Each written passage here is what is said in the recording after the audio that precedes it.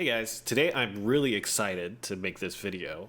Last week I asked you guys to send me clips of your Arcana gameplay, whether that was Parses, Intrixion, or Kungalaniums, or any of the Legion raids, or Argoses, something like that. I wanted you guys to send some videos in, whether or not you guys wanted to show off something cool, or whether or not you guys wanted some commentary for me to provide my perspective on things. And so that's what we're going to do today. So I'm really, really excited about that. There's a few things that I want to get out of the way. One, I'm incredibly thankful for everybody who provided these pieces of footage. I think it can take some confidence to put your gameplay out there. And so everybody who sent them in, it's really meaningful to me that you guys reached out in this way. So thank you for that. I think it's important to lay out this foundation that whether or not you're a top tier performer or just beginning to learn the game, we're all here to try to have fun. And so my main purpose of this video is to provide some thoughtfulness about the game and just have fun with you guys. We get to see cool things. We get to talk about things that we can explore. That's going to be the biggest goal, okay? So I'm going to be trying to provide perspectives that could be interesting to think about. And then I also want to gush about all the great things that I see in the gameplay today. So without further ado, let's jump right into it. Okay, the first person we have here, his character name is Comboenjoyer. And they're 5x3 with Raid Captain. So that's going to be really interesting. I haven't watched a lot of Raid Captain gameplay, but pre-patch Raid Captain, I think, if I already guess, can be a little bit complicated, and it can be complicated in Kungalanium since there's a lot of slows. So let's take a look. Okay, let's jump right in. I want to focus on maybe little nitpicky things about rotation, stuff like that, card usage, right? Kungalanium is nice and easy, so you can really focus on cycling your cards, getting the rotation down. It's all very good. Interesting. Okay, so notice here's one of the things that's really interesting to think about. Okay, so if we look at the cooldowns of our friend here, Comboenjoyer, you'll notice that we have 4 stacks, and our Secret Garden is up in 2 seconds. But we also have the Spiral Edge coming up. But if we look at the timing, we're gonna drift our Secret Garden quite a bit, and we could technically have already used the return, Secret Garden, and a Celestial Rain already, right? But because we spent on Serendipity, we kind of drift all of those further. All right, so armor is broken here, do some damage, and now we're ready for big burst. Oh, it's staggered, so you can actually go here. The stagger lasts quite a long time. You can definitely use your Awakening here, but it's a safe choice. It also depends, like you could be watching for when your Paladin pops damage buffs, which the Paladin did not, so it was a good idea for Comboenjoyer to save. So I really like that decision making there to like not pull the trigger. You kind of have to react to what your party is doing, right? Did your support use buffs or not? And then you see now the Wrath of God, the Blessed Aura, right? So now is a good time to use all your abilities. Nice, spacebar cancel, Rain, Secret Garden, perfect. Perfectly executed, perfectly done. If you don't use your Spiral Edge, you're basically missing out on 16% damage. Let's see what happens. Get the counter, nice. Oh, okay, where's the movement speed buff? Is it gone? Well, Maelstrom is up. Maelstrom is still up, so you still have some movement speed. I think the buff might be pushed off. But I'm not sure how much movement speed went in there, but let's look at the damage numbers. Because it looked like this hit for quite a beefy amount. Oh, 31 mil. Is that 32 mil behind? Yeah, they're doing big numbers. There's 31, 39, 27 mil. Yeah. Those are some big numbers. And then 18, 27 on the Serendipity. Yeah, Cold Judgment is so crazy. Cold Judgment for burst is just so crazy. And you're hitting 26 mil there. Yeah. Comboenjoyer is just pumping damage. Oh, spacebar! Oh, no, you didn't have it. Oh, okay. At least you didn't get frozen. Nice. And you escaped the knockdown. Nice. Very nice. Raid Captain doing some good work. Yeah, it's really nice if you have things like Maelstrom as well. Because the thing with a lot of Arcana movement speed buffs is that they're very, very short duration, right? So you need to make sure that things happen very quickly after you use something like Scratch Dealer or Spiral Edge. So we got a 49% Cruel Fighter. Nice! Okay, let's move on. I'm really curious to watch a Clown Phase 3 because this thing is chaotic. Opens up with a good counter. Nice. Return, Awakening, Spacebar, Rain, Spiral Edge. Good patience. I really like that patience on the Spiral Edge to make sure that the hits landed. Okay, as I say that, we missed a Scratch Dealer, which is very unfortunate. Scratch Dealer is one of those skills where you really want to be precise about it. And we all share in the Arcana pain of trying to kill these towers. Yeah. I wonder if Comboenjoyer is the first one in. Oh, nice, good. Second one, good. Remember, that always happens twice in Phase 3. Oh, it's kind of hard. So, in this situation, right, like, this is one thing to know as we're learning these Legion Raid fights. There's not a lot of recovery time here for Clown, right? You can see how chaotic, like, immediately, Kakul-Saydon is already just doing a bunch of moves, which makes it very hard for our Arcana friend here because we're missing a lot of stacking skills. You see this? Which means that basically, like, we could only really get Rain here in our return. We basically missed out on a Secret Garden because Kakul-Saydon was moving so much. So it's cases like these where if we like wait just a little bit, we probably gain a little bit more damage. Obviously, just tiny little things, but it's interesting to think about, right? Arcana is actually really good at getting past the saws, but it's super bad. I have to tell you guys, okay, you lose so much damage as an Arcana if you do the stagger check, okay? I have to be honest with you. You lose so much damage doing this stagger check.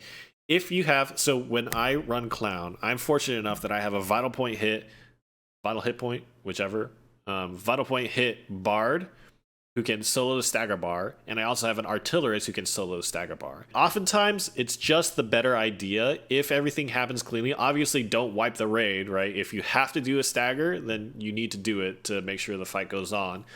But in my party, I can trust my bard and my artillerist to solo a stagger, in which case it is way, way advantageous for you to not waste any of your abilities. You should stack up to 4, you should draw a card, but don't commit any of your ruin skills because as you can see, he takes reduced damage, right? Oh yeah, throw your whirlwind grenade. But you don't need to actually commit any of your ruin skills here. So look at this situation, right? Comboenjoyer just used return, but because their stacking skills are all out of whack because they were doing the stagger check, they can't actually get the Secret Garden out now. See? So the Secret Garden happened, but the crit damage buff already dropped off. So it's really rough. It is really rough to for the Arcana to have to stagger. And the reason why it matters is because, again, I know I'm pausing and talking a lot, but hopefully this is informative. The reason why it matters is because in optimal situations, once this stagger check happens, you're pushing right to the next phase, right? And so optimizing your burst, especially Arcana burst, which can be really, really, really good, making sure that you have a good, solid connection right after the stagger check happens can be the difference between having to do health curses, a bunch of chaos happens, Clown does like triple jumps or something, and you can't attack it, and then you're just sitting there, everybody's like gaining gauge a little bit, increases your chances of getting hit by random mechanics, right? Moving the burst so that the Clown doesn't have a chance to do any additional moves and they just go straight into the Mario transition again, that's obviously like very ideal. Looks like whoever's number 2 Mario needs to prep gauge anyway, so this might be all okay. Nice, go to the Secret Garden. The laser's coming. Laser's coming. Good, good, good. Here's a transition. So who's going in? All right. One of the things that I want to say about this phase, so there's 2 ways that you can really think about when you're doing Legion raids, right?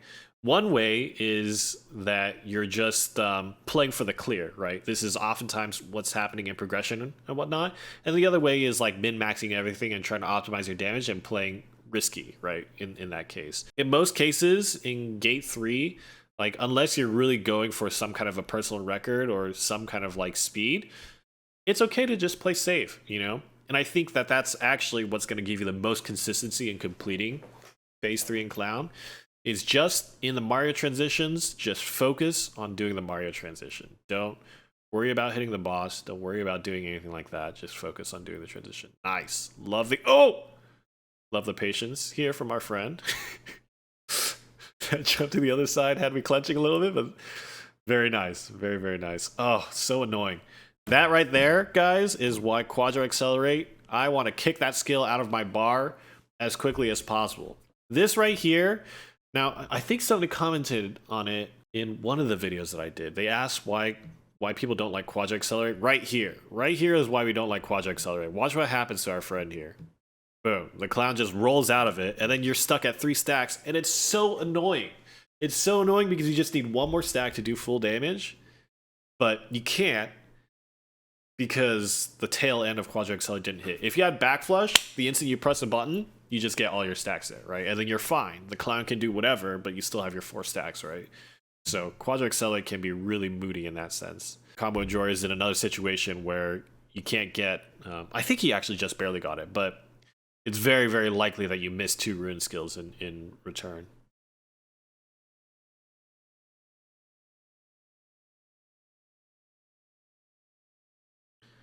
Okay, very good. Now we're pushing to Showtime. Oh, watch out. Get away from the front. Nice. Good, good, good, good, good, good. This we can go in right when the targets happen. Perfect. You guys are playing really well. Playing really, really, really well. Switch directions. Now look for the bomb. Nice, nice. Watch the cone. Nice. I like that too. Comboenjoyer is doing everything right. I love this right now. From a mechanics point of view, you want to stay close to the boss. So if you notice in Showtime, right, bomb shows up, and your first step that you should have in your head is point the cone at the bomb. The second step is dodge the cone. You want to dodge the cone first because that resolves first, right?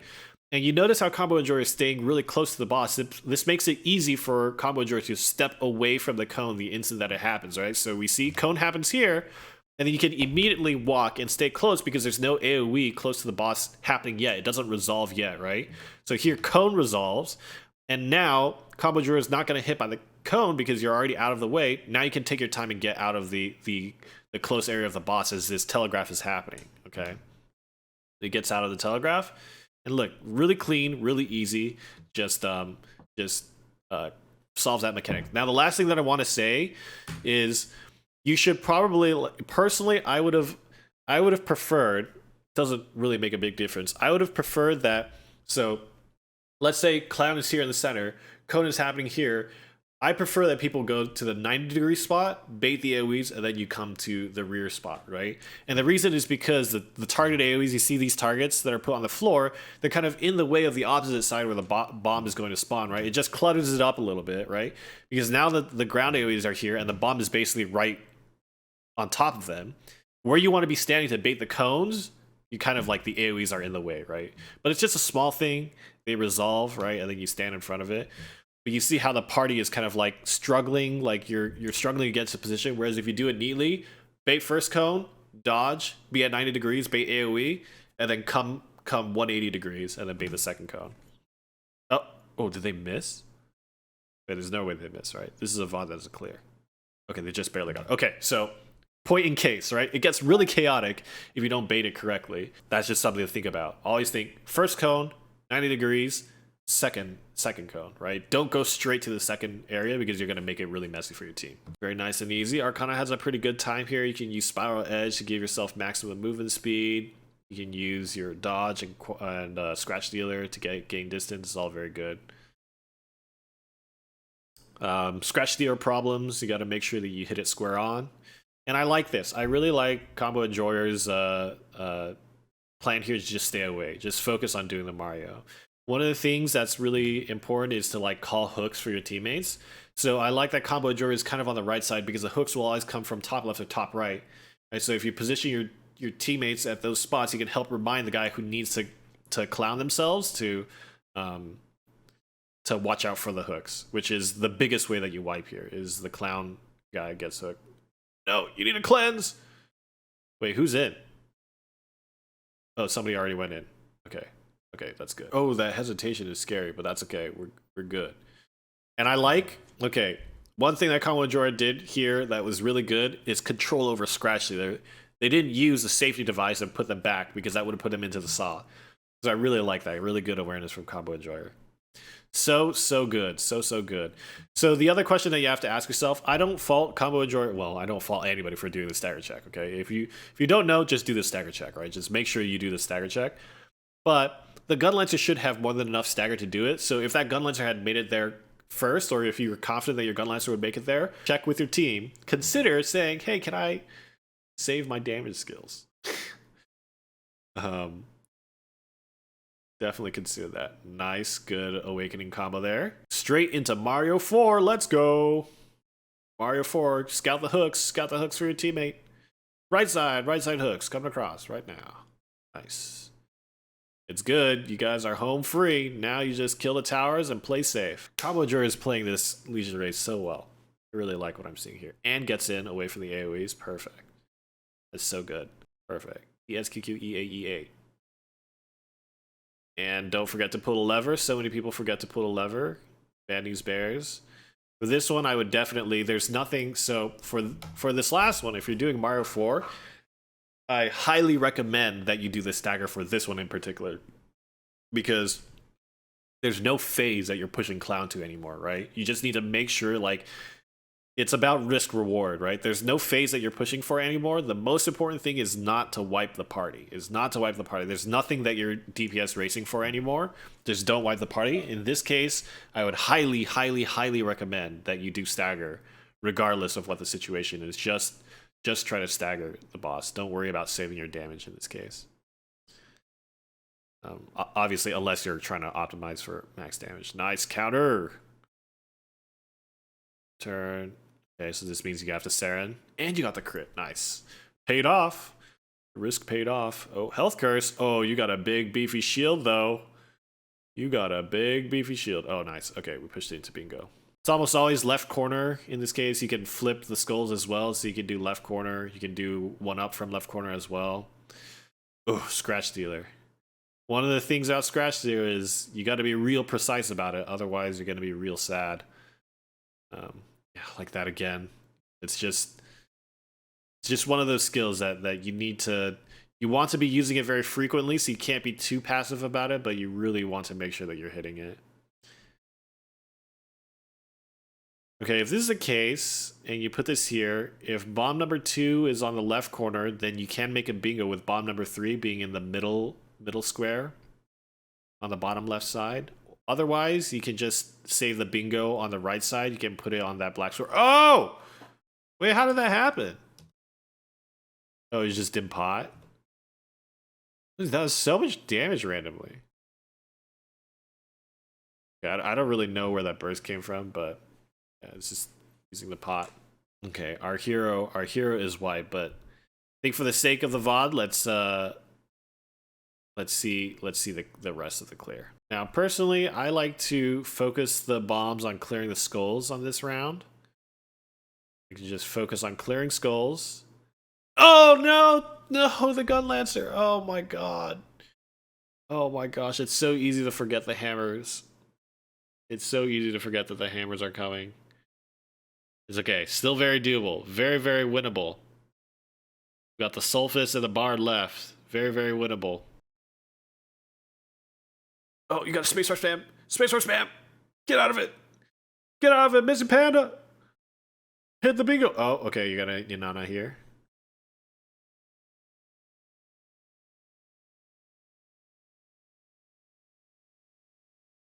Is anybody gonna do it? Oh, there it is. Nice. Okay, good.